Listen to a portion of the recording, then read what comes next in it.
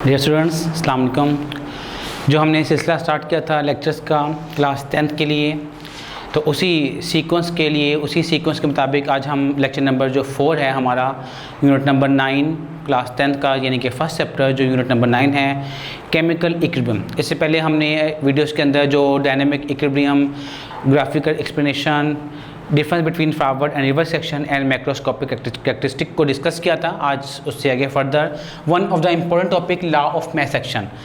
ये क्वेश्चन जो है बेटा हमारे पास बोर्ड में कई दफ़ा लॉन्ग क्वेश्चन के अंदर भी आ चुका है और शॉर्ट क्वेश्चन में भी आ चुका है। अगर शॉर्ट क्वेश्चन हो जाएगा तो आपने जस्ट डिफाइन करना है और उसकी स्टेटमेंट दे देनी है। जस्ट आपने इस चीज़ को एक्सप्लेन करना होगा कि लॉ ऑफ मास एक्शन है क्या। और अगर इन केस अगर ये हमारे पास लॉन्ग क्वेश्चन में आ जाता है तो लॉन्ग क्वेश्चन में इसके दो मेथडोलॉजी हैं, एक हमारे पास रिएक्शन नॉर्मल और एक हमारे पास जनरल रिएक्शन है। तो दोनों को हम डिस्कस करेंगे। रिएक्शन जो हमारे पास सिंपल रिएक्शन है उसके अंदर हम लॉ ऑफ मास एक्शन किस तरह अप्लाई करते हैं, और जो जनरल रिएक्शन है उसको हम किस तरह से अप्लाई करते हैं। तो इन दोनों बातों को हम लेके चलेंगे। सबसे पहले हम पॉइंट पर आते हैं, law of mass action. Definition क्या है इसकी, हम किस तरह एक्सप्लेन करते हैं। लॉ ऑफ मास एक्शन बेटा हमारे पास स्टेट करता है, statement of this law state that, ये जो law of mass action in 1979 में इसको जो है वो एक्सप्लेन किया गया था। तो इसकी स्टेटमेंट क्या है हमारे पास, the rate of a reaction. Definition बेटा हमारे पास law of mass action, the rate of a reaction is directly proportional to the active mass of a reactant और OR और the product of the active masses of the substances. यानी कि पहले again definition में आपको explain कर दूं ताकि आपको समझ सको इसको। The rate of a reaction is directly proportional to the active mass of a substance और the product of the active masses of the substance, और वी कैन से रिएक्टेंट। एक ही बात है जो रिएक्ट कर रहे हैं। तो अगर हम रिएक्टेंट्स के लिए ऐसे बात करें तो again definition, the rate of a reaction is directly proportional to the active mass of the reactant और the product of the active masses of the reactants, कि उसके जो प्रोडक्ट है उसके डायरेक्टली प्रोपोर्शनल है। तो अब आप इस चीज़ को समझ चुके होंगे डायरेक्टली प्रोपोर्शनल क्या होता है, कि इंक्रीज विद इंक्रीज, कि जब हम किसी चीज़ को इंक्रीज कर रहे हैं तो दूसरी चीज़ भी क्या करती है, इंक्रीज करती है। और अगर हम किसी क्वांटिटी को डिक्रीज कर रहे हैं तो सेकंड क्वांटिटी भी क्या करेगी, डिक्रीज करेगी। तो अब हम रेट ऑफ रिएक्शन और मास की बात करते हैं। इसका मतलब ये हुआ कि एक्टिव मास को हम जब इंक्रीज करेंगे, जैसे से हम एक्टिव मास को बढ़ा रहे हैं तो रेट ऑफ रिएक्शन भी क्या होगा, इंक्रीज करेगा। On the other hand when we will decrease the active mass, so rate of reaction will be decreased. Now on continue, it is not possible to measure directly the mass of the substances. That's why we use the word concentration. हम क्या use करते हैं, concentration का word इस्तेमाल करते हैं instead of mass. तो concentration and its unit is mole per dm cube. Concentration and unit is mole per dm cube. And it is represented by square bracket. कि जब हम किसी भी एलिमेंट के ऊपर जब ये ब्रैकेट शो करेंगे तो वो क्या शो करे, मतलब उसकी अमाउंट यानी कि कंसंट्रेशन की उसकी मिकदार कितनी है, अमाउंट कितनी है। तो इसको हम इस तरह से प्रेजेंट करते हैं। तो ये आपका कंप्लीट 2 मार्क्स शॉर्ट क्वेश्चन होता है। अगर आपको ये आ जाए कि define law of mass action, आपने डिफाइन करना है, ये पर एक्सप्लेन कर दें ऑन इजीनेस और a simple way, we represent the active mass in terms of concentration, its unit is mole per dm cube and it's represented by square bracket. ये आपका शॉर्ट नंबर 2 क्वेश्चन कंप्लीट हो जाएगा। अब अगर ये question long में है तो अब हम इसकी कंप्लीट डेरिवेशन की तरफ चलेंगे। अब ये किस तरह से एप्लीकेबल होता है। Now consider a general reaction A plus B and C plus D। Reaction हमारे पास A plus B, reversible reaction C plus D। तो अब हमने क्या कहा, हम अपने जो लॉ था उसको एप्लीकेबल करते हैं, उसको अप्लाई करते हैं। हमने क्या देखा, rate of forward reaction is directly proportional to the product of the active masses of the reactants, यानी कि रेट ऑफ फॉरवर्ड रिएक्शन हमारे पास, rate of forward reaction is proportional to the concentration of A and concentration of B, दोनों का product. ये बात कितने statement के अंदर कि rate of reaction is proportional to the product of active masses. तो प्रोपोर्शनल है A और B। अब रिमेंबर जब भी हम साइन ऑफ प्रोपोर्शनलिटी खत्म करते हैं तो क्या आता है, इक्वल का साइन। अब इसको हम एब्रिविएशन यूज करें RF, जिसका मतलब होता है रेट ऑफ फॉरवर्ड रिएक्शन। इस पूरे स्टेटमेंट का RF, rate of forward reaction. Sign of proportionality खत्म करेंगे, इक्वल का साइन आ गया, साथ में क्या लेके आते हैं, कांस्टेंट। जब भी हम प्रोपोर्शनलिटी साइन खत्म करते हैं, इक्वल का साइन इंट्रोड्यूस करवाया जाता है और साथ कोई ना कोई प्रोपोर्शनलिटी कांस्टेंट को लेके आते हैं। तो यहाँ पे जो प्रोपोर्शनलिटी कांस्टेंट है वो क्या है, KF concentration of A and concentration of B, इन दोनों का प्रोडक्ट। ये हमारे पास स्टेटमेंट के मुताबिक। Similarly when we talk about reverse reaction, अब रिवर्स पर आए तो रिवर्स रिएक्शन का जो रेट है वो क्या होगा? The rate of reverse reaction it's also depend upon product, इन दोनों के जो एक्टिव मास है इनका प्रोडक्ट। सो वी कैन से, इसका एब्रिविएशन में यूज करूं आर एंड आर, मतलब rate of reverse reaction is proportional to the concentration of C into concentration of D, इन दोनों का product. Rate of reverse reaction is proportional to concentration of C and into concentration of D, ये इनका product. अब इसको हम कह सकते हैं अगेन प्रोपोर्शनलिटी साइन खत्म करेंगे, इक्वल का साइन और साथ में K R and concentration of C concentration of D, ये दो बातें आ जाएंगी। तो ये हमने जो ला की जो स्टेटमेंट थी, the rate of reaction is proportional to the product of active masses of the substance और रिएक्टेंट्स, तो उसके मुताबिक हमने दो रिलेशन निकाले R F and R R. No when the equilibrium is established, अब इसमें इक्विलिब्रियम एस्टेब्लिश हो गया तो क्या होगा? पीछे हम डिस्कस करके आएगा काफी दफा। When the reaction is at equilibrium the rate of forward reaction is equal to rate of reverse reaction, के फॉरवर्ड और रिवर्स रिएक्शन आपस में क्या होते हैं? इक्वल होते हैं। तो इसका मतलब ये हुआ कि जब when the reaction is at equilibrium we can say that rate of forward reaction is equal to rate of reverse reaction, कह सकते हैं। तो इन दोनों की वैल्यूज को बेटा यहां पुट कर दो, क्या आ जाएगा? K F concentration of A concentration of B is equal to K R concentration of C concentration of D, ये आ गया कि at equilibrium rate of forward reaction is equal to rate of reverse reaction, putting the values of these two RF and RR.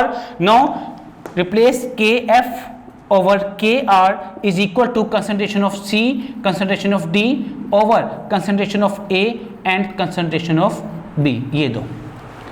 Now KF over KR, अगर इसकी हम बात करते हैं these two are constants, KF over KR, इसकी अगर हम बात करते हैं मजीद वहां पास क्या आ जाएगा? K F over K R is equal to K C, K F over K R is equal to K C, and now K C is equal to concentration of C over concentration of D over concentration of A into concentration of B. And what is K C? K C represent the chemical equilibrium constant, K C is known as the chemical equilibrium constant. K C is equal to concentration of the product of products divided by concentration of the product of reactants, के जो हम हमारे जो products हैं उनका जो product मतलब multiplication वाला, एक है प्रोडक्ट्स जो चीज़ पैदा हो रही है, एक है प्रोडक्ट जो मल्टीप्लिकेशन के लिए इस्तेमाल किया जा रहा है। तो दोनों में फ़र्क रखें। जब हम बात करते हैं प्रोडक्ट्स, ये क्या है? जो पैदा हो रही हैं, ठीक है, रिएक्टेंट्स के बाद। और जब हम सिंपल बात करते हैं प्रोडक्ट, तो ये है मल्टीप्लिकेशन, जब ज़रब करना, मल्टीप्लाई करना। तो concentration of products and concentration of reactants, इन दोनों का मल्टीप्लिकेशन, प्रोडक्ट उनकी ratio, this is a K C, chemical equilibrium constant. K C is known as the chemical equilibrium constant, ये एक रिएक्शन था। Now same law is applicable for a general reaction. अब इसी को यहाँ तक समझ आ गया। अगर आप जनरल रिएक्शन की बात करेंगे उसमें कोई डिफरेंट नहीं है, सेम ये चीज़ें हैं, लेकिन एक बात है, हमेशा जो रिएक्शन होते हैं वो इतना सिंपल नहीं होते जैसे मैं लिखा हुआ है। Sometime we use some numerical values to balance the equation, more of the time. कई बहुत से रिएक्शन ऐसी हैं कि जिसमें हमें कहीं ना कहीं पे उस रिएक्शन को बैलेंस करना पड़ता है। तो उसकी बैलेंसिंग के लिए हम जब बात करते हैं तो हम बात करते हैं जनरल रिएक्शन। अब हम एक जनरल रिएक्शन की बात करते हैं जिसके मुताबिक हम ये देखेंगे कि केसी रिलेशन किस तरह से ऑब्टेन किया जाता है।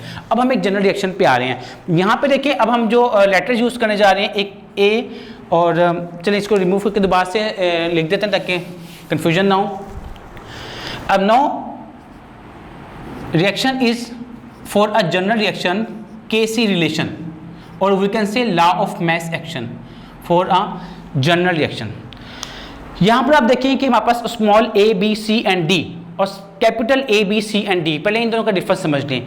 और small a b c and d these are representing numerical values. मैं इसकी एग्जांपल यहाँ पे साथ साथ लिख देता हूँ ताकि आपको समझने में आसानी हो जाए। जैसे हम एक रिएक्शन की बात करते हैं N2 + 3H2 reversible reaction 2NH3।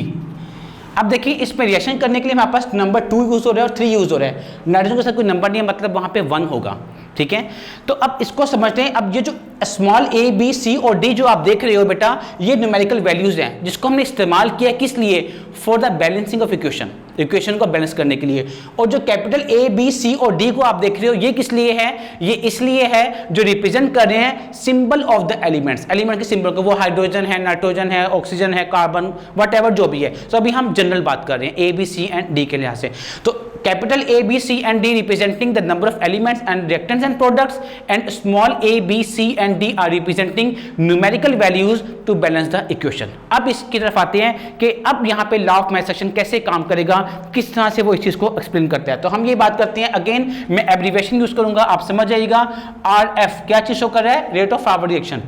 तो rate of forward reaction is proportional to the concentration of reactants यानी कि A and B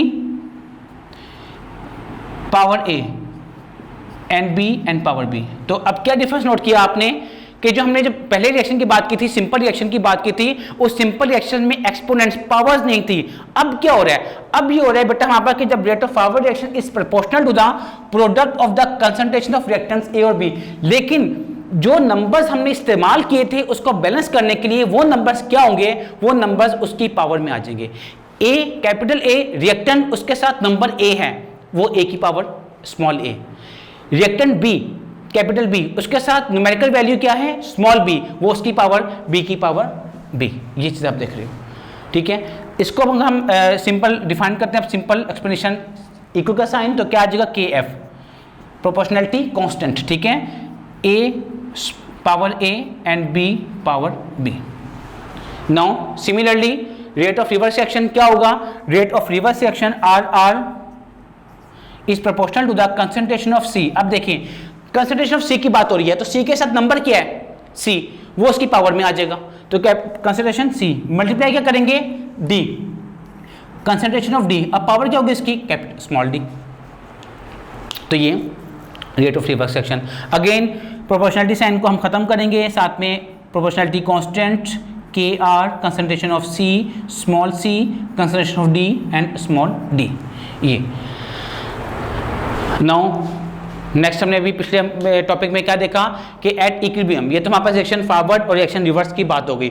when the reaction is at equilibrium, कि जब रिएक्शन केमिकल इक्विलिब्रियम की स्टेज पे आएगा तो क्या होगा, rate of forward reaction will be equal to rate of reverse reaction, mean to say RF is equal to RR, rate of forward reaction is equal to rate of reverse reaction. Again values put कर दें बेटा हमारे पास, KF is equal to concentration of A power A, concentration of power B and B is equal to KR, concentration of C power C and concentration of D is raised to power D. This is the when the reaction is at equilibrium. Rate of forward reaction is equal to rate of reverse reaction, KF concentration product of reactants power A and B is equal to KR concentration product of products raised to power C and D. Now KF cross exchange कर दें, KF over KR is equal to concentration of C power C and concentration of D over concentration of A power A with product concentration of power B with power B.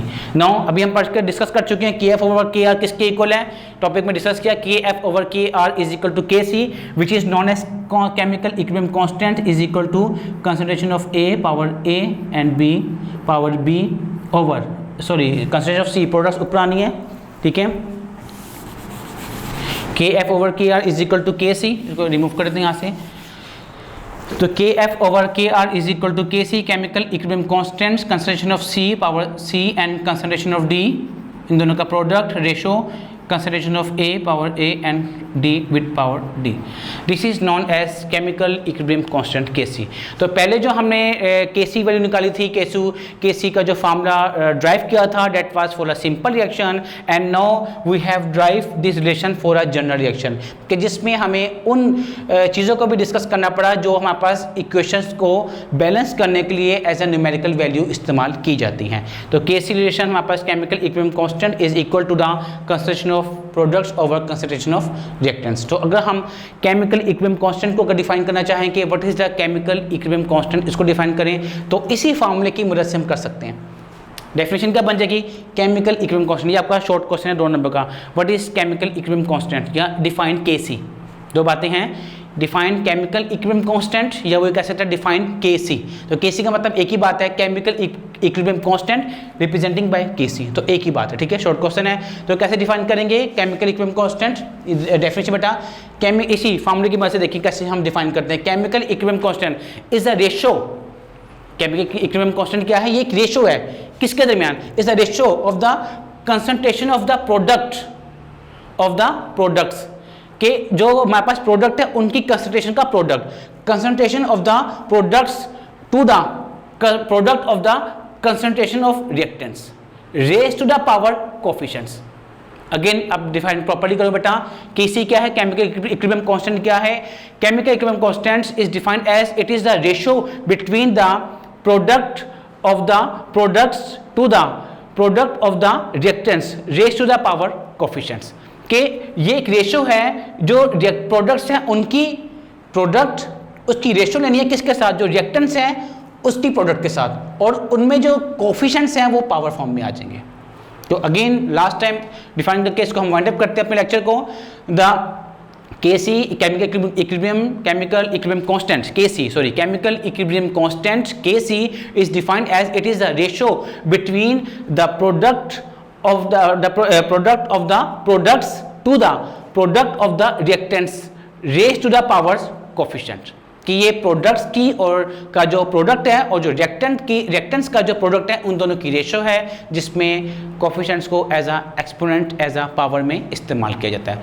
तो हमारे इस जो video है इसको आप देखें, इससे सीखने की कोशिश करें। जो डेरिवेशन यहाँ पे की गई है ट्राई योर बेस्ट के डेरिवेशन को बुक से याद करें और ओरली अपनी जो प्रैक्टिस के तौर पे अपनी कॉपी पे ओरल अटेम्प्ट करने की कोशिश करें। इससे आपका जो लर्निंग पॉइंट है वो भी स्ट्रॉन्ग होगा, वो भी इम्प्रूव होगा, और आपको दोबारा ये जो है बार बार जो आप याद करते हो, रोटे लगाते हो, उसकी जरूरत नहीं पड़ेगी।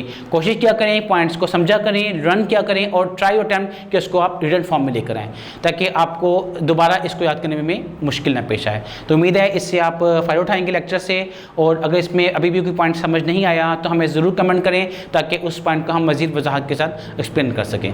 Thank you.